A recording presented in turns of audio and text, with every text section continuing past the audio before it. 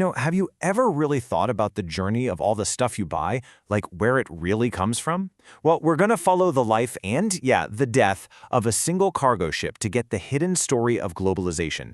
And funny enough, our story starts right at the very end. Okay, so we start here. Just take a look at this picture. It's incredible, right? This is a shipbreaking yard in Bangladesh. I mean, this was a giant of global trade, a symbol of how connected we all are, and now it's being taken apart piece by piece, literally by hand. It's such a powerful, almost surreal scene. And seeing this, you can't help but ask a huge question. And this is really what's going to drive our whole story today. Where do these massive ships, these giants of global trade, actually go to die? And believe me, the answer tells us a ton about the world we live in. So here's the deal. After about, say, 25 to 30 years at sea, it's actually cheaper to build a brand new ship than to keep fixing up an old one. So these huge vessels, they just reach the end of their useful life. But they don't just, vanish into thin air. Nope. Instead, they get sold for scrap. And taking one of these things apart, it's incredibly hard work, super labor-intensive. So that work gets sent to countries where wages are lower. This has created this whole massive industry of shipbreaking. It's like a graveyard for ships that, and this is the surprising part, is also a vital source of raw materials. Okay, so that's the end of the story. But how did our ship even get here? Let's rewind the clock. We're going to go all the way back to the beginning of its life and trace the journey that brought it right to this beach in Bangladesh. A ship like the one we're following was probably born right here, or a place just like it. This is the world's biggest shipyard, over in South Korea. If you go back to the 70s, shipbuilding was all about Europe and the US. But guess what? Just like taking ships apart, building them has also mostly moved to Asia. And yeah, it's for the same reason, lower labor costs.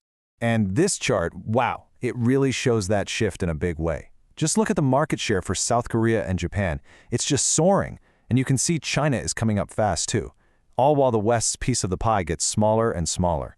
We're talking about a massive, massive shift in global industry. So once the ship is built, it gets a flag. But here's the thing.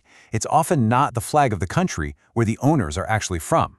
This brings us to a really key concept in global shipping called the flag of convenience. It's basically a system that lets owners register their ship in a totally different country. And just look at how common this practice is. Take Panama. Only about 600 ships are actually owned there, but more than 5,000 are registered there. Crazy, right? And the reason is pretty simple. It's all about cost and regulation. Registering in these countries means you pay lower fees and, this is the crucial part, you get to operate under much weaker environmental and labor laws. All right, so our ship is out there, sailing for decades under a flag of convenience, carrying all kinds of goods. But that brings up another big question. What's actually driving this entire system? I mean, why does it even exist? To figure that out, we have to connect the ship's journey directly to us, to our own shopping carts. And to do that, we need to wrap our heads around this idea called an ecological footprint. Just think of it like this. It's the amount of the Earth's surface that's needed to support your personal lifestyle, all the resources you use, and all the waste you create. Now, if we were to split up all the productive land on Earth equally, every single person would get a fair share, right? And that allowance comes out to about 1.89 hectares per person. Let's take Canada as an example to see how this works. This chart here breaks down the footprint of an average Canadian. And the very first thing that jumps out at you is that huge blue slice. That's 55%, and it's something called energy land. That's basically the area of forest needed to absorb all the CO2 emissions from burning fossil fuels. So when you add all those slices together, the grand total for the average Canadian is 7.25 hectares. Now, remember that global fair share we talked about, the 1.89 hectares? Well, this is almost 4 times that amount. That's a lot. And here's what that really means. To put it in perspective, if every single person on the planet consumed as much as the average Canadian, we would need 4 extra planets just to keep us going. I mean, let that sink in. It's a truly staggering thought. Okay, now let's flip the script. Let's compare that to Bangladesh, which, as you're about to see, tells a completely different story. This is their footprint. And notice the biggest slice here? It's not energy, it's cropland. This is a footprint that's based way more on just subsistence and local farming. So their average footprint comes out to just 0.6 hectares per person. That is way, way below the globally available average. And it just paints such a stark picture of the massive inequality in how we're all using the world's resources. And I think these two images side by side really make that data feel real, don't they? On one side, you've got a crowded street in Dhaka. On the other, the just unbelievable scale of energy extraction happening in Canada's oil sands. It's two completely different worlds with vastly different impacts, and yet they're connected by the very same global economy that our ship is sailing through. And that brings us right back to where we started, that shipbreaking peach. But now we see it in a totally new light, right? This isn't just some isolated industry happening halfway across the world. No, it's the final link in a chain that starts with you and me. It starts with our consumption. And the costs here, they're just staggering. I mean, you've got hazardous materials like asbestos and leftover fuel just polluting the beaches. The workers, they're earning as little as $1.50 a day, doing one of the most dangerous jobs on Earth. Think about this. An average of 1 worker dies every single day. And it gets worse. 1 in 4 workers there will eventually die of cancer from what they're exposed to on the job. But look, it's not a simple case of just good guys and bad guys. It's way more complicated than that.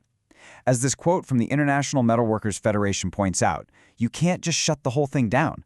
That would be absolutely devastating for the tens of thousands of people who depend on this work. So the call from labor groups isn't for closure, it's for reform, for training, for safety. And then there's another layer to this whole dilemma. For a country like Bangladesh, these old ships are an absolutely vital source of resources. Get this, the steel that comes from these wrecks satisfies 80% of the entire country's needs. So yeah, it's a dangerous lifeline, but it is a lifeline. So you see, we're left with this incredible, complex dilemma. This whole web of consumption, trade, and disposal, it forces us to ask a much bigger question. How can we possibly make this global system we've built more sustainable? I mean, we've seen attempts at global rules, right? Things like the Kyoto Protocol on climate change. But there's so often this huge gap between the promise and the reality. Take Canada, for instance. They agreed to cut emissions, but by 2004, their emissions were actually 27% higher. And it's a very similar story in the shipping world, where a lot of the rules that are supposed to make shipbreaking safer, well, they're voluntary, or they're just not enforced. Which really leaves us with this one final question to chew on. The ship's journey, from its birth to its death, has shown us just how interconnected we all are. But if globalization is the thing that connects our world, who's responsible for its costs? I mean, its true costs. Is it the ship owner? Is it us, the consumer? Is it the governments? There's no easy answer, but it's something for all of us to think about.